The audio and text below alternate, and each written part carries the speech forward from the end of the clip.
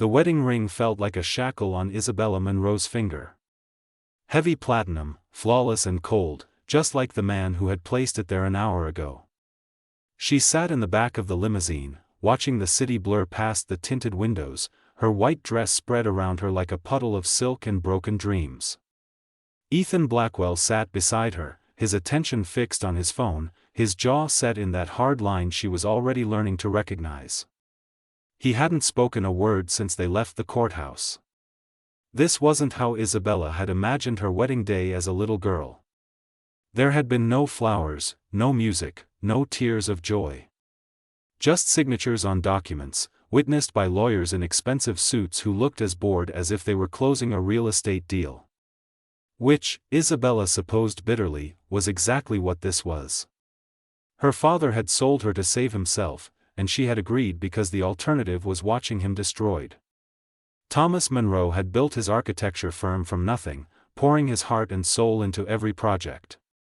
Then his business partner, Victor Kane, had betrayed him, stealing clients and sabotaging contracts until her father stood on the edge of bankruptcy and criminal charges he didn't deserve. Victor had made his intentions clear. He wanted Isabella for himself, and he would use her father's ruin as leverage. Then Ethan Blackwell appeared like a dark angel with a different deal. He would crush Victor, absorb her father's debts, and restore the Munro name. The price was 2 years of marriage to solidify a business merger he was orchestrating. No love, no expectations beyond public appearances. Just a transaction. The mansion rose before them like something from a dream, all glass and stone perched on the hillside overlooking the bay. It was beautiful and terrifying in its perfection. The car stopped, and Ethan finally looked at her. His eyes were deep blue, almost navy, framed by dark lashes that seemed unfair on a man so cold. "Your rooms are in the West Wing," he said, his voice smooth and emotionless. "Mine are in the East. The staff has been instructed to provide anything you need. We'll maintain separate lives except when public appearances are required." Isabella nodded, her throat tight. "I understand." "Good." He stepped out of the car without offering his hand. The housekeeper, a kind-faced woman named Grace, showed Isabella to her suite. It was larger than her entire childhood apartment, decorated in soft creams and golds, with a balcony overlooking the ocean. A walk-in closet held designer clothes in her exact size, clothes she had never chosen. Everything was perfect and impersonal, like a luxury hotel room. Grace explained the household schedule, where things were located, and how to call for help. Then she left Isabella alone with her thoughts and the crushing weight of her new reality. The first week passed in a fog of isolation. Isabella saw Ethan only at dinner, where they sat at opposite ends of a table meant for 12, eating in silence broken only by the clink of silverware.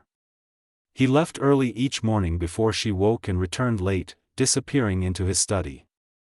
She wandered the mansion like a ghost, discovering the indoor pool, the private gym, the home theater. None of it brought her joy. The only place that called to her was the library. Floor-to-ceiling shelves filled with thousands of books, a rolling ladder to reach the highest shelves, and deep leather chairs near the fireplace. Isabella spent hours there, losing herself in other people's stories to escape her own. One evening, about 10 days after the wedding, Isabella was searching for a particular book on the upper shelves. She climbed the ladder, stretching on her toes to reach a leather-bound volume just out of grasp. Her fingers brushed the spine, and she pushed up higher. The ladder shifted slightly. Isabella's heart jumped, and she grabbed for the shelf, but her hand slipped. She fell backward with a gasp, her stomach dropping as gravity took hold. But instead of hitting the hardwood floor, she landed against something solid and warm. Strong arms caught her, one around her waist, the other beneath her knees. The scent of cedar and something darker, masculine and intoxicating, surrounded her. Ethan had caught her. He held her easily, as if she weighed nothing. Isabella's hands had instinctively grabbed his shirt, and she found herself pressed against his chest, feeling the steady thump of his heart beneath her palm. Slowly, he lowered her feet to the ground, but his arms remained around her, holding her steady. "You should be more careful," he said, his voice lower than usual, almost rough. Isabella looked up, and for the first time, she was close enough to see the small details.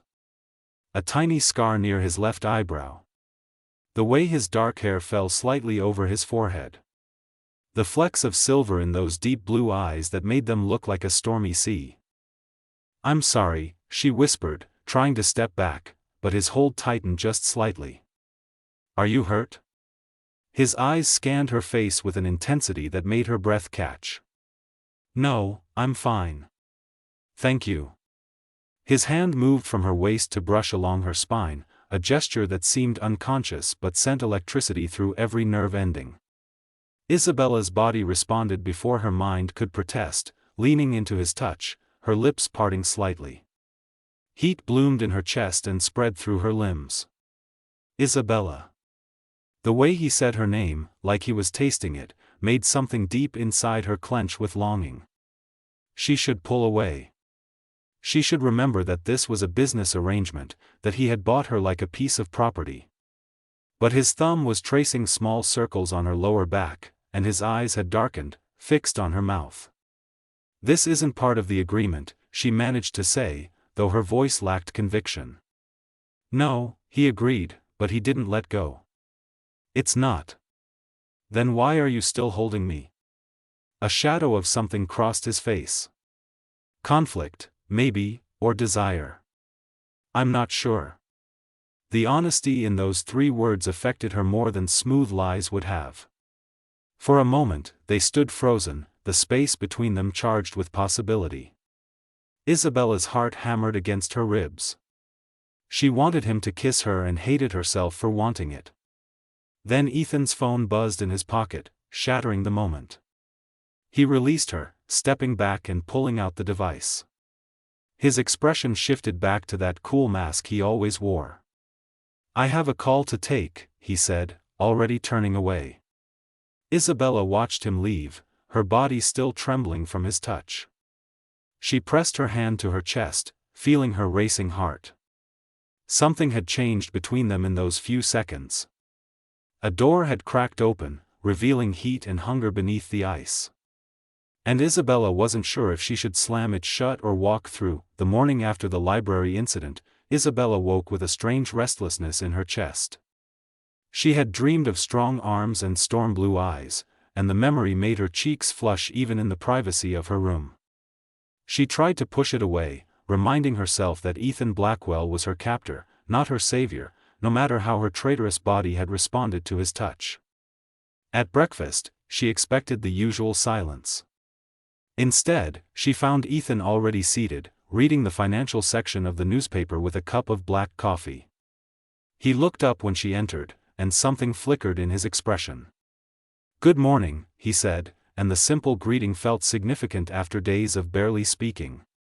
"Morning," Isabella replied cautiously, taking her usual seat at the far end of the table.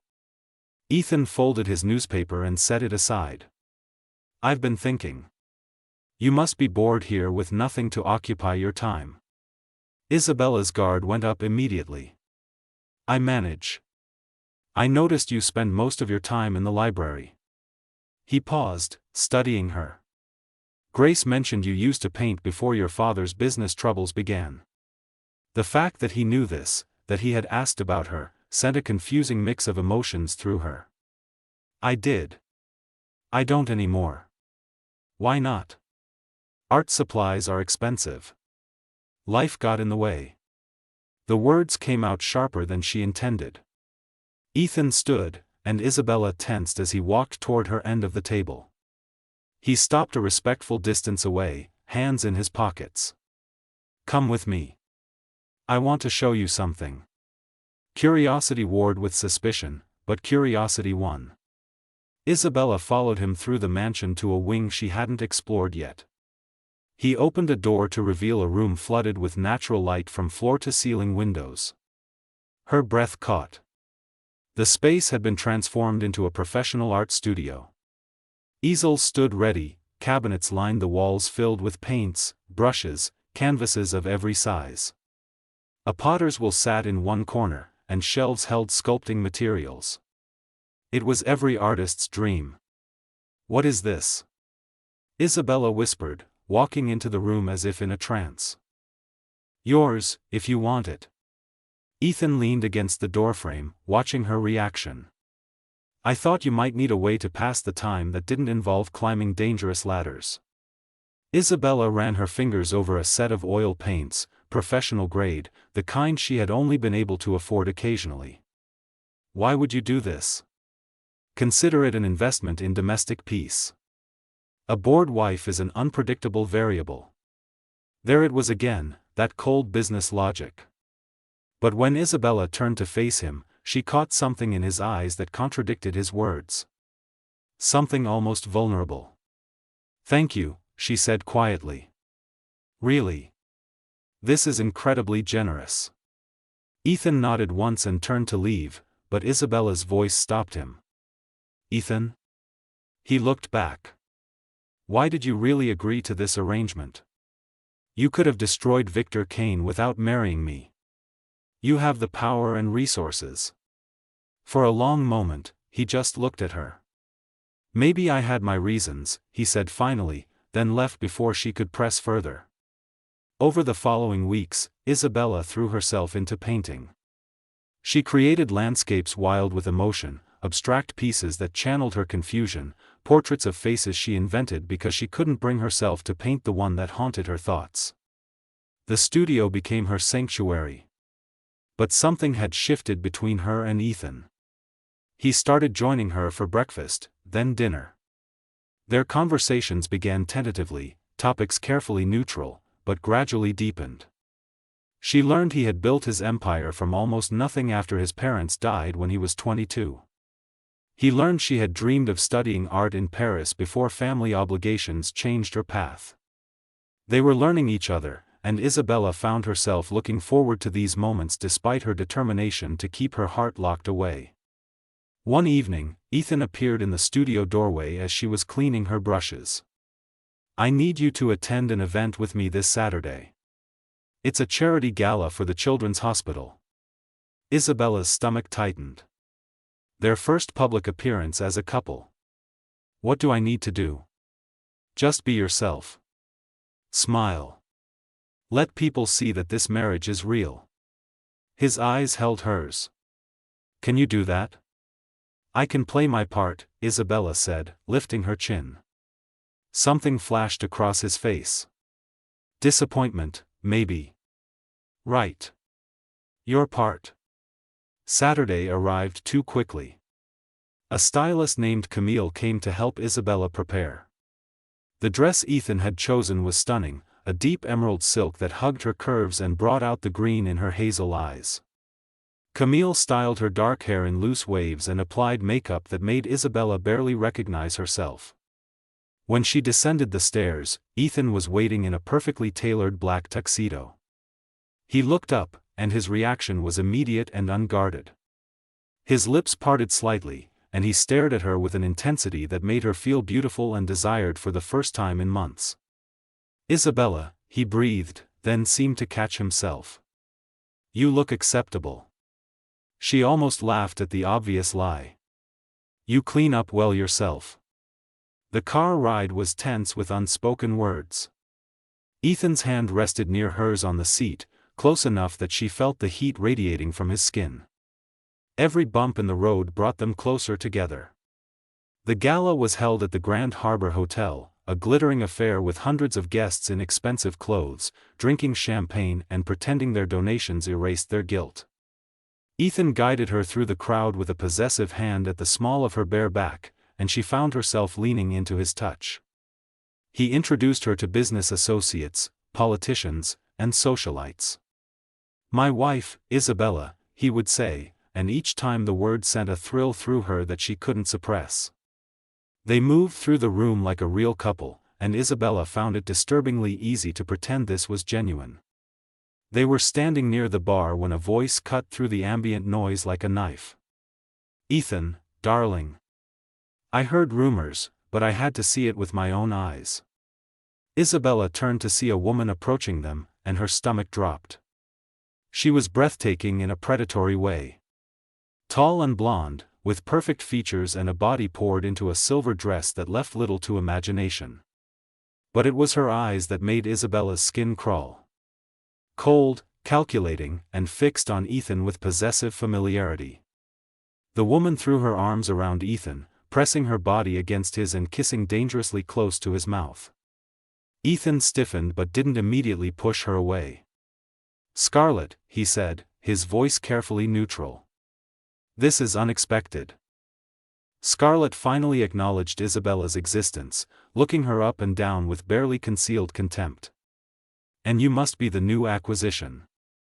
How quaint. Did Ethan tell you about us, sweetheart?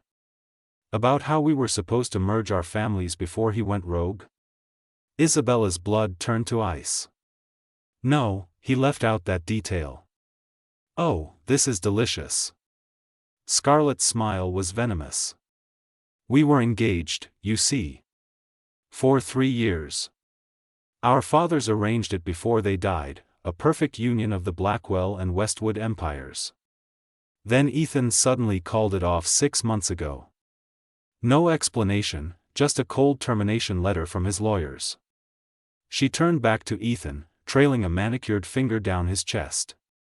"I've been trying to understand why you threw away everything we built together. And now I see. You traded down for some desperate little nobody whose father was drowning in debt.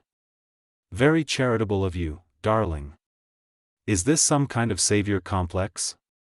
The words hit Isabella like physical blows. Every insecurity, every humiliation of the past months crystallized in that moment.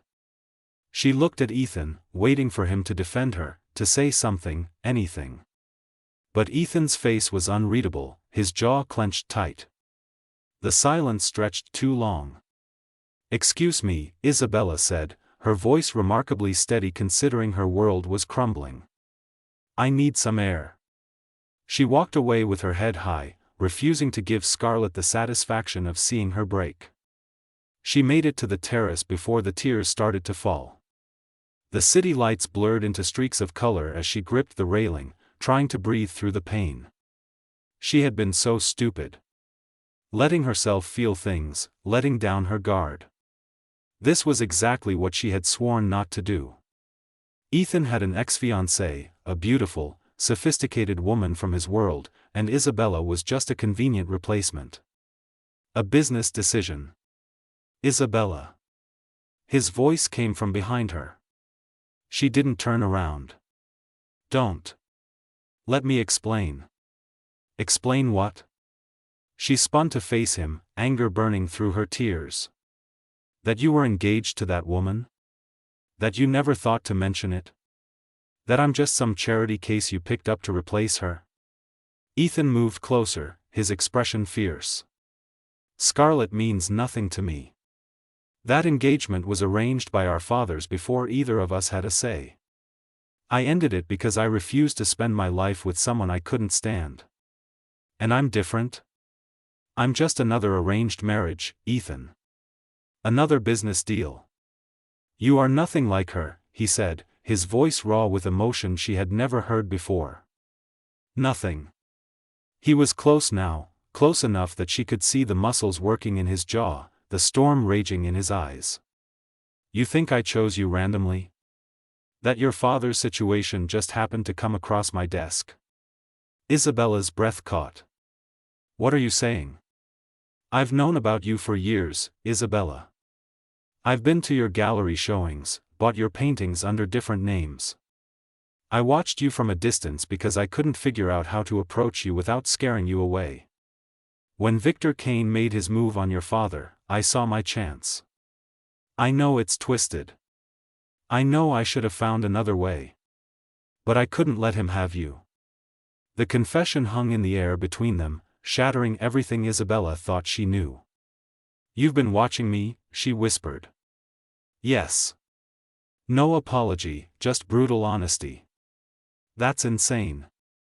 "I know." He reached out slowly, giving her time to pull away.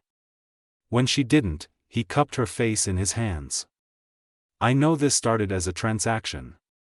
But somewhere along the way, it became real for me. Every morning I wake up knowing you're in my house. Every dinner where I get to hear your voice. Every moment I don't touch you the way I want to is torture. Isabella's heart was racing.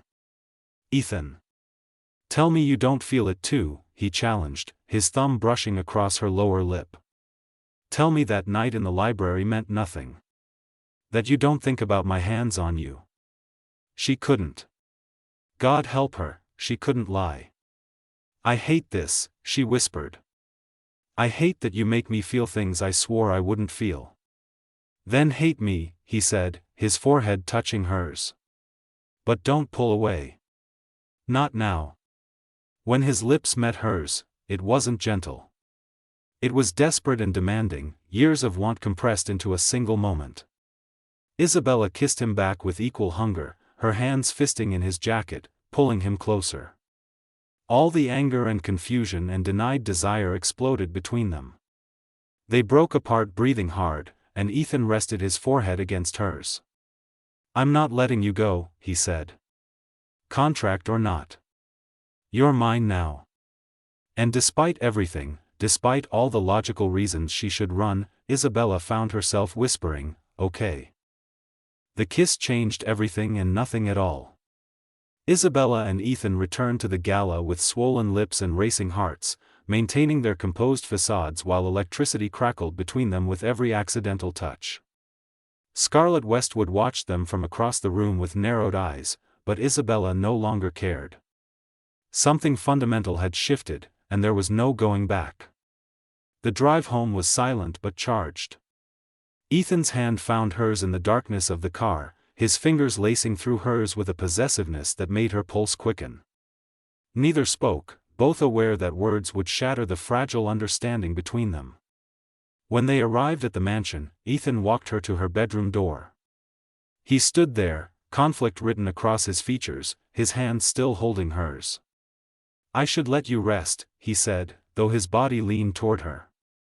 You should, Isabella agreed, but she didn't release his hand. For a long moment they stood suspended between restraint and surrender. Then Ethan lifted her hand to his lips, pressing a kiss to her knuckles that felt more intimate than anything they had shared. Good night, Isabella. Good night. She closed the door and leaned against it, her heart pounding. Everything she thought she knew about their arrangement had been turned upside down. Ethan had been watching her for years. He had orchestrated their marriage not just for business, but because he wanted her. The revelation should have terrified her.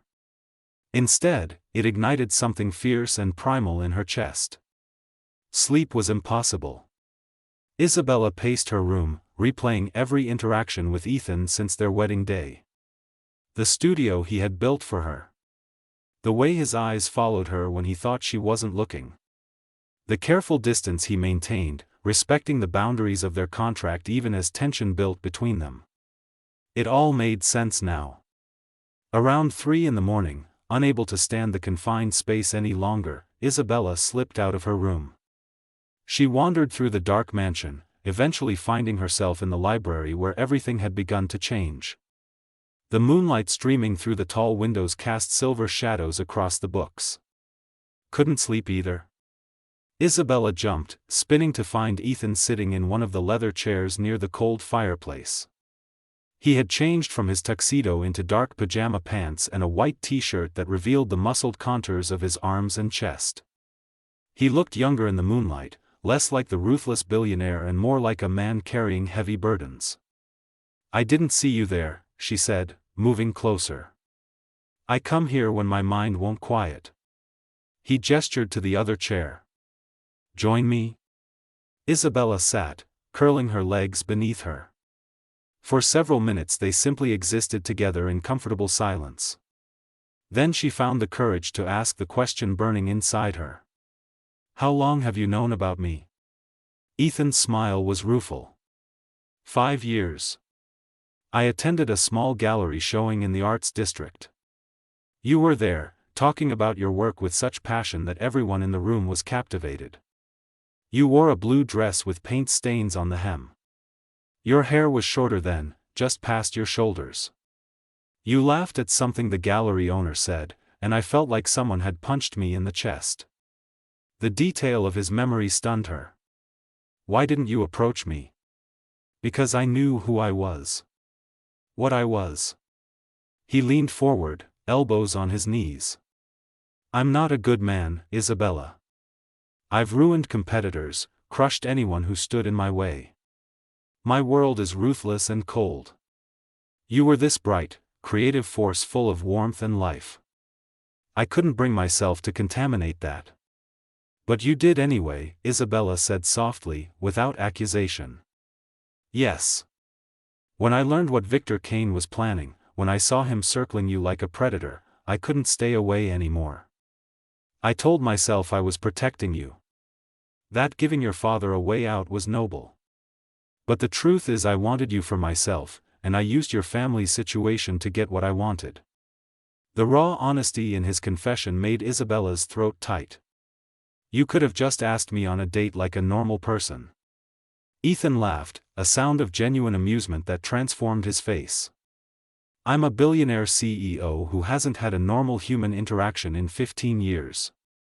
Hostile takeovers are more my speed than coffee dates. Clearly. Isabella found herself smiling despite the gravity of their conversation. So what happens now?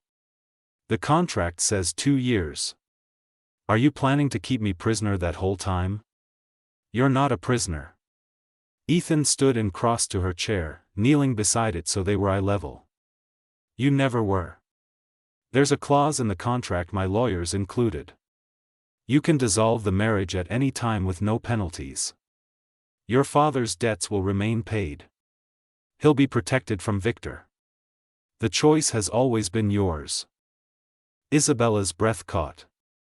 Why didn't you tell me this before? Because I'm a selfish bastard who was hoping you'd choose to stay. His hand came up to cup her cheek. I wanted you to want to be here. Not because of obligation or gratitude, but because of this thing between us. This fire that's been building since the first time I caught you falling. His thumb traced her lower lip, and Isabella's body responded with a rush of heat. You're right, she whispered. You are selfish. Does that change how you feel? She should say yes. She should walk away from this complicated, intense man who had manipulated circumstances to make her his wife. But Isabella had never been good at doing what she should. No, she admitted. It doesn't. Ethan's eyes darkened with desire and something deeper. Relief, perhaps, or hope.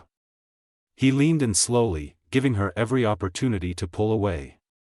When their lips met this time, the kiss was different from the desperate passion on the terrace. This was tender, exploratory, a promise rather than a demand. Isabella's hand slid into his dark hair, pulling him closer.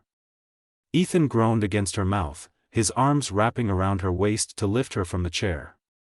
She wrapped her legs around him as he carried her to the leather couch, never breaking their kiss.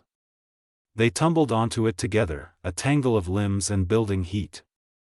Tell me to stop, Ethan murmured against her neck, his lips trailing fire across her skin. Tell me this is too fast and I'll walk away. Don't you dare stop, Isabella gasped, arching into his touch.